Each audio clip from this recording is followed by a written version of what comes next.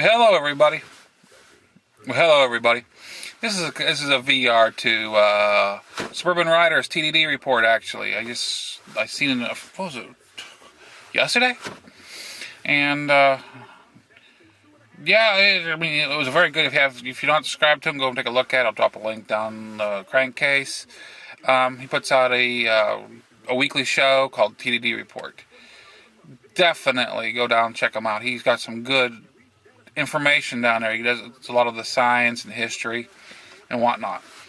But yeah, he was talking about the death of Radio Shack. Basically, they're closing down. From what I seen on the news just last night, they did. Sorry about that. They did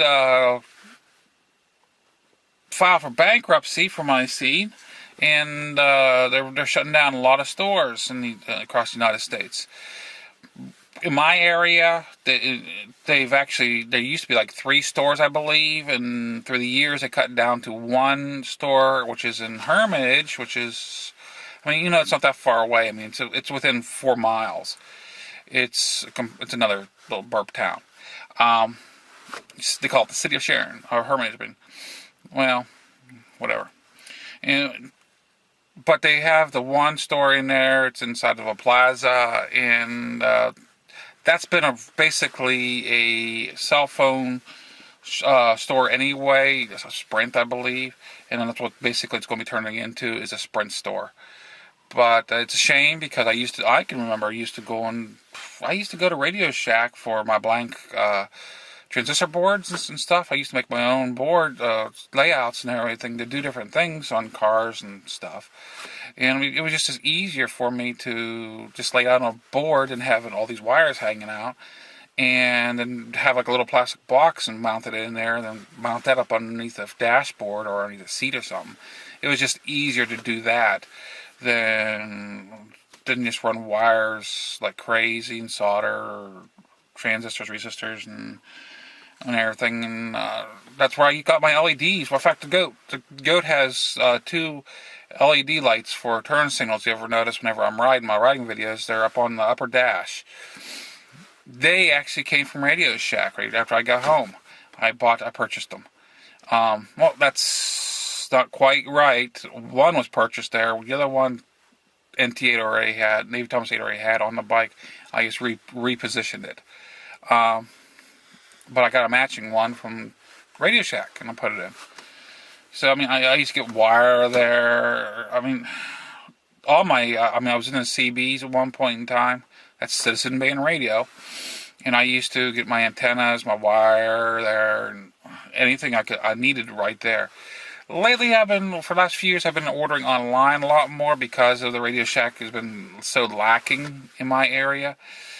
As far as resistors and transistors and stuff, there is a local TV repair shop my father used to work for. He was like TV technician, and TV radio technician, actually. He worked on radios too. But I can go there and get basically anything I really need. Anything they can't get from there, I can order online and get it within a few days, I guess. But yeah, it's a shame it went down. And I looked at it, and I also he talked about what Navy Thomas 8 sent to him.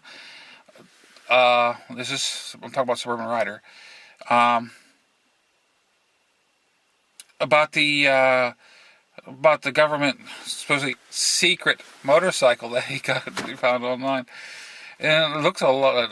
Tom put it straight out on his comment. It looks a lot like a KLR 650 with a DR thrown in there, with a BMW GS thrown in it. It looks a lot. You can see the parts all put in there. So they must have took like the best of all the worlds and put it together for their bike.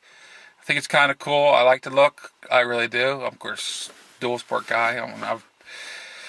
Thank you, Navy Thomas 8, for turning me into a dual sport guy. I'm enjoying it. I'm enjoying every minute I get in the seat. Can't wait to get in the seat.